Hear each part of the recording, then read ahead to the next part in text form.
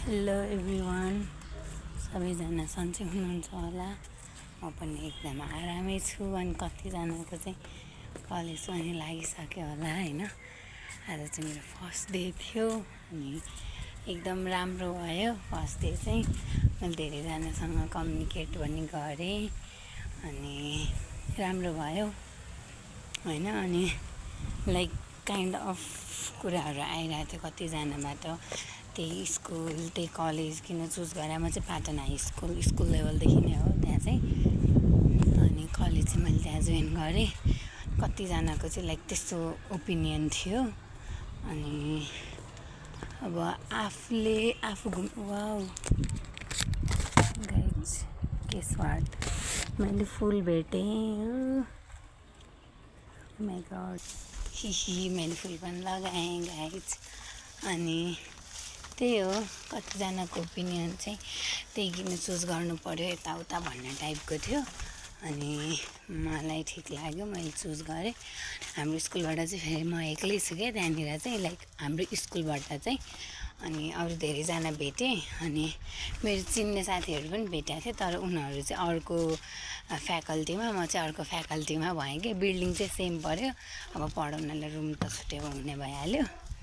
अनि त्यही हो, राम्रै लागिरहेछ अहिलेसम्म चाहिँ। अनि आफूले भने विषय पढ्न पाउँदा चाहिँ कस्तो एक्जाममा यस्तो आज चाहिँ सबै भनिरहनु भइरहेको थियो कि डिटेलमा, त्यस्तो यति मार्क्सको यति यस्तो त्यस्तो भनिरहनु भइरहेको थियो। अनि कस्तो खुसी लागिरहेको थियो कि सब अब आफूले रोजेको सब्जेक्ट हो नि त त्यो त। अब त्यो फ्याकल्टी त आफूले रोजेको फ्याकल्टी हो। अनि फ्याकल्टी आफूले रोजेको भनिसकेपछि त्यसभित्र भएको सब्जेक्ट पनि फेभरेट हुने भयो होइन त। अनि त्यसपछि लाइक कस्तो खुसी लागिरहेको थियो कि मलाई सब्जेक्टहरू सुन्दाखेरि। अनि पास त भइहाल्छु नि, फेल हुने त चान्सै छैन जस्तो फिल भइरहेको थियो कि। पोजिटिभ एनर्जी आइरहेको थियो मलाई चाहिँ एकदमै होइन। यस्तो खुसी लाग्यो मलाई, एकदमै राम्रो लाग्यो। त्यही हो, एकदमै नाइस भयो। तर मैले बिहान चाहिँ मनतातो पानी खाने गर्छु जहिले। अनि आज बिहान चाहिँ पानी खाएँ। 4:35तिर निद्रा खुलेको थियो। त्यसपछि त सुत्नै मन लागेन। फेरि सुत्यो भने डाइरेक्ट 5:30 जति भयो भने त यहाँदेखि उहाँ पाटन ढोका पुग्नुपर्छ, टाइम लाग्छ फेरि।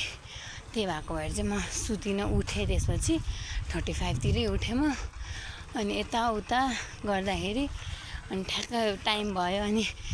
अनि पानी खाएँ, चिया नै खान्छु भन्ने सोच्थेँ क्या मेरो, तर मैले भ्याइनँ। अनि माथि आएर अनि अहिले पनि डेरीको दुध पुऱ्याएर आएको बाल्टिन लिएर म यस्तो दौडायो। एउटा गाडी छुट्टिन लागिसकेको थियो कि झन्डै 5देखि 8 मिनट जति लगभग कुर्नै पर्छ क्या फेरि अर्को गाडीको लागि।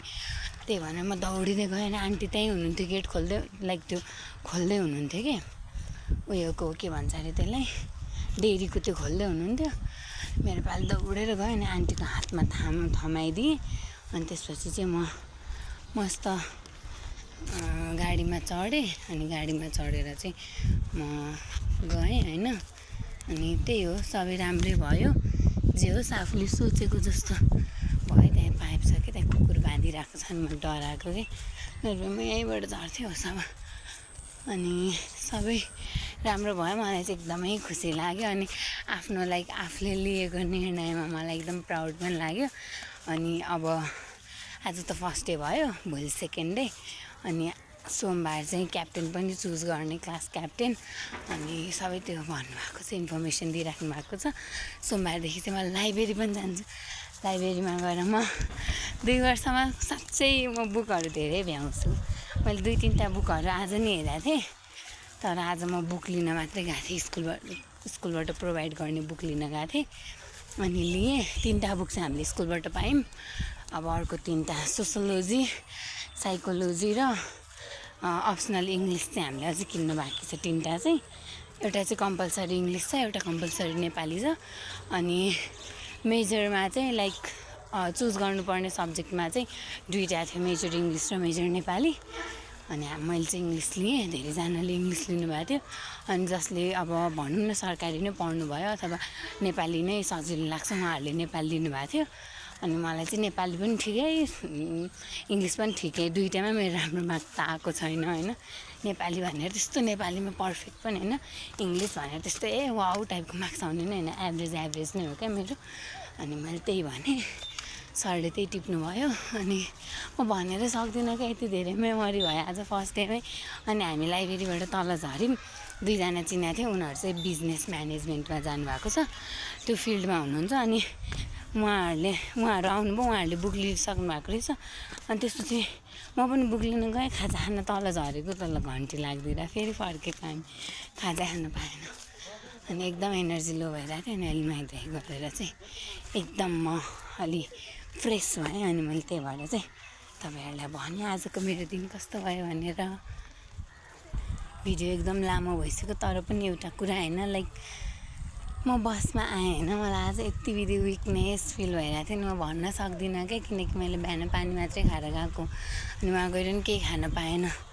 अनि त्यसपछि अनि त्यही भएको भएर मलाई अलिक बढी नै विकनेस फिल भइरहेको थियो अनि म त्यो ठ्याक्क त्यो सिटको अगाडिपट्टि चाहिँ यस्तो गरेर ढल्किरहेको थिएँ कि अनि त्यसो ढल्किरहेको थियो नि एकजना आन्टी सातो बाटोमा चढ्नुभयो बसमा लगनेलदेखि आएको बस सातो बाटोमा त्यो आन्टी चढ्नुभयो यति विधि घरको सब कुरा क्या सब टोटल्ली शिरदेखि पुच्छर हामीले थाहा पायौँ कि घरमा यो घरमा त्यो घरमा यो हुन्छ घरमा त्यो हुन्छ यहाँ गएर आउनुभएको त्यहाँ गएर आउनुभएको सिरियसली यति विधि इन्फर्मेसन त लाइक च्याट जिपिटीले पनि दिँदैन होला कि जति विधि इन्फर्मेसन त्यो आन्टी पब्लिकल्ली लाइक भनिराख्नु भइरहेको थियो कि मलाई त झन् त्यो ब्यागहरूले थिच्या है म यति फ्रस्ट्रेट भइरहेको थिएँ अब म के भन्नु म केही भन्न पनि सक्दिनँ कि त्यस्तो सिचुएसन अनि त्यस्तो भयो अब त्यस्तो चाहिँ नगर्नु है आन्टीहरू प्लिज त्यस्तो तनाव हुन्छ कि त्यस्तो विधि त्यही पनि